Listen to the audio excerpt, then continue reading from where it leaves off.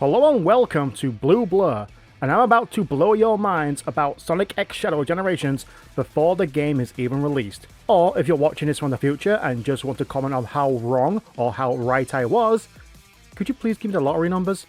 Anyway, Sonic X Shadow Generations, a remaster of a beloved celebration of Sonic's 20-year history in game form, as well as a completely new campaign featuring Shadow the Hedgehog in his first leading role since 2006. Like me, many fans are excited to play this entirely new extra game, more so than Generations itself. From what tidbits of the story we can gather, Shadow is chasing down a revived Black Doom thanks to the power of the Time Eater, or plot convenience.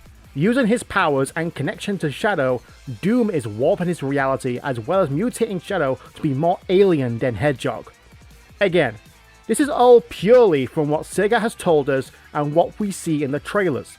But there's one thing about the Doom Power trailer that has me scratching my head, and it's this: Shadow on Chaos Island. For those who haven't played Sonic Frontiers, Chaos Island is the third island you play. Still confused? Let me spell it out. Shadow never went to Starfall Islands. In Generations, Sonic went to every zone showcased, minus Radical Highway, but we don't count the handheld parts as canon. So Shadow being in a place where he has no memory of makes no sense. Remember, this story is meant to be taking place alongside Sonic's, so at some point we're going to have to kick his ass. So why bring him here, other than to represent more recent titles including Sunset Heights from Sonic Forces? Well, I have two theories on this. For starters, I think that Doom is an ancient, or at the very least, the Black Arms are related to them. You see, I theorize that the Black Arms are a group of ancients that diverted away from the ancients who went to Mobius, possibly during the time and space before arriving on the planet. I know what you're saying.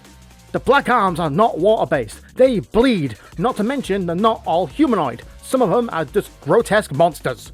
I know, but like with the ancients on Earth, they evolved, or more than likely mutated over the thousands of years in space, becoming more monstrous, later creating the Black Comet, a huge space vessel that is part technologically advanced and part organic.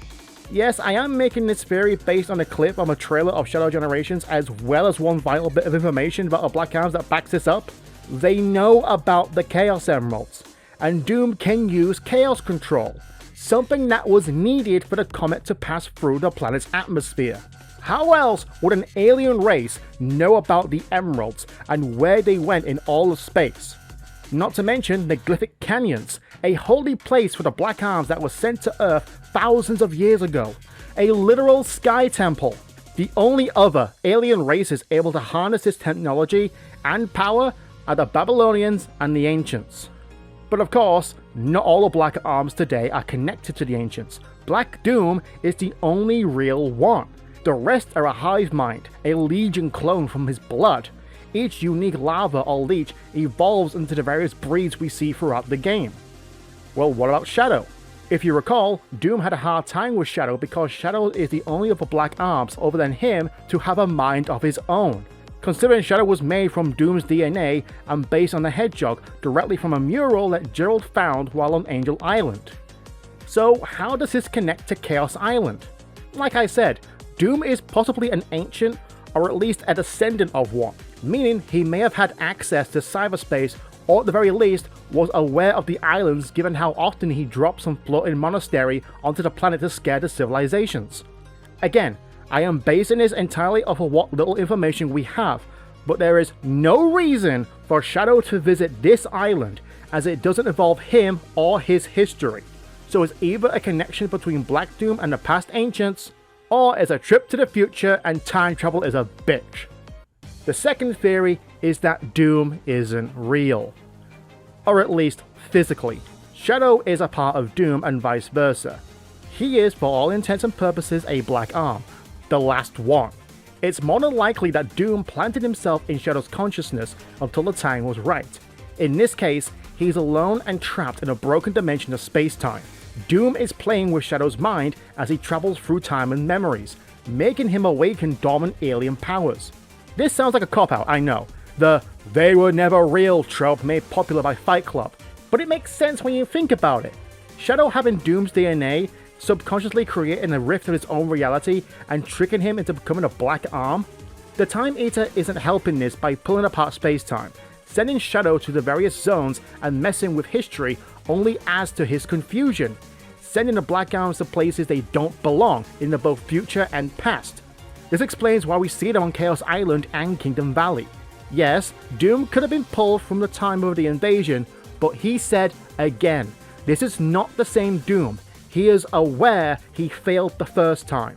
Doom's DNA is taking over Shadow, turning him into the ultimate alien lifeform and commencing a resurgence of the Black Arms. Battling through his story and future while relying on his new powers is slowly turning Shadow into the new Black Doom. Now this is where I would have stopped before a new story trailer came out during the editing of this video, and now I have to add on a third theory to this cacophony of edginess. The first two theories are still possible, mostly, but there's one key aspect that throws a spanner into this, and it's him. Mephiles has returned. Now, I'm not surprised. Okay, maybe a little. With Crisis City being in the main game and Kingdom Valley in Shadows, Mephiles as a rival or main boss battle makes a lot of sense. More so than Metal Overlord, but I'm not going to look a gift hog in the mouth. The reason why Mephiles is important here is because of what he is, being the intelligence of Solaris, who is in fact a multi-dimensional entity, but more importantly, what could have been in the Archie Sonic comics. The Sonic Universe arc, Shadowfall, was to be a bit different. Head writer Ian Flynn proposed a story where Mephiles survived and brought back with him a revived Black Doom. Sega shot down this idea to keep certain characters under lockdown, but the story was revised and thus we were introduced to Black Death and Eclipse, a character who was made with the intention if Shadow was a pure Black Arms alien rather than a hybrid. This is uncanny. With Flynn at the helm of Shadow Generations, it seems like he's about to get some form of his original vision realized in game form. All we need now is for Infinite to show up and we can have the whole of Shadow's rogues gallery. But hey, this is all just a theory. A Sonic theory! Thanks for watching. Yeah, I'm never saying that again. Thank you all so much for watching. Be sure to like this video if you did and subscribe for future videos. And if you really want to support the channel, you can by leaving a super thanks or becoming a YouTube member. Thanks again everyone, and as always, I shall see you all next time.